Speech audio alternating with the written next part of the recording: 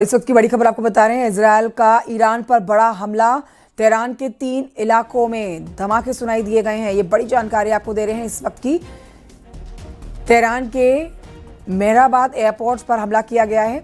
Israel ने हमले के लिए मिसाइलों का इस्तेमाल किया है।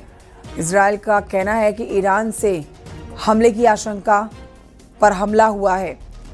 इससे पहले ईरान ने पलटवार की आशंका से अपने नागरिकों को बंकरों में रहने के लिए कहा था। इजरायल ने स्टेट इमरजेंसी का ऐलान कर दिया है। इजरायल में सभी स्कूल कॉलेजेस को और ऑफिसेस को बंद कर दिया गया है।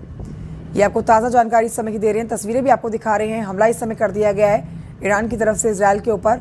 ये देखिए राजधानी तेहरान की आप तस्वीरें देख रहे हैं। रिहायशी इलाका और किस तरह से यहाँ पर धुएं का गुबार आसमान में देखा गया है। हमले की वानगी करती ये तस्वीरें हैं। इजरायल ने अपने एयर स्पेस को बंद कर दिया है। इजरायल ने ईरान पर पलटवार करते हुए मुंह तोड़ जवाब देने की भी बात कही है। साथ ही आपको बताएं पश्चिमी एशिया में जंग शुरू हो गई है और ये तस्वीरें इस बात की पुष्टि करती हैं।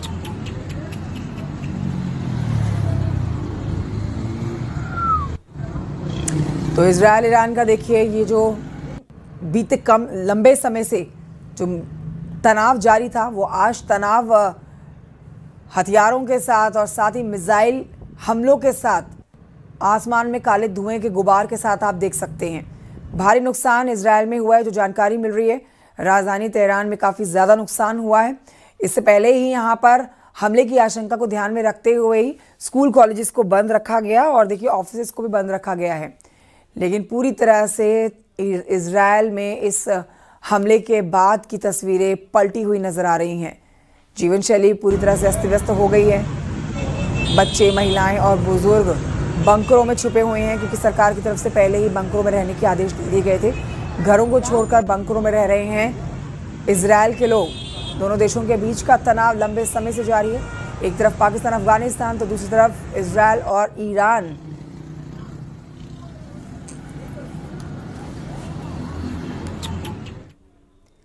इसी खबर पर आपको बड़ी जानकारी दे देते हैं। इजरायल ने खामेनेई के घर को उड़ाया। खामेनेई के घर को उड़ाया गया है। ये बड़ी जानकारी आपको दे रहे हैं। देखिए खामेनेई के घर को उड़ा दिया गया है। हमले के वक्त घर में नहीं थे खामेनेई। ये बड़ी जानकारी आपको दे रहे हैं क्योंकि इजरायल ने साफ कर दिया है कि अगर हमारे धर्मगुरु खामेनेई को कोई नुकसान पहुंचाएगा तो ये एक बड़े युद्ध की शक्ल ले लेगा। तनाव और वही होता हुआ इस समय नजर आ रहा है। खामेनेई के घर को उड़ा दिया गया है लेकिन जो जानकारी मिल रही है घर पर मौजूद नहीं थे खामेनेई। धुएं का गुबार आप देख सकते हैं। ये वही इलाका है जहां पर खामेनेई रहते हैं। आपको उनकी घर की तस्वीरें दिखा रहे हैं। आसपास किस तरह से ट्रैफिक भी बाधित हुआ और मिसाइल दागी गई है। अपने फोन से लोग ये वीडियो रिकॉर्ड कर रहे हैं और देखिए पूरी दुनिया में इस खबर के आने के बाद अब हलचल तेज होती हुई नजर आ रही है। खासतौर पर अमेरिका जो इस पूरे युद्ध में एक मुख्य भूमिका निभाता हुआ नजर आ रहा है। अब वहां से रिएक्शन आने का इंतजार है। लेकिन देखिए खामेनेई के घर को उड़ा दिया गया है।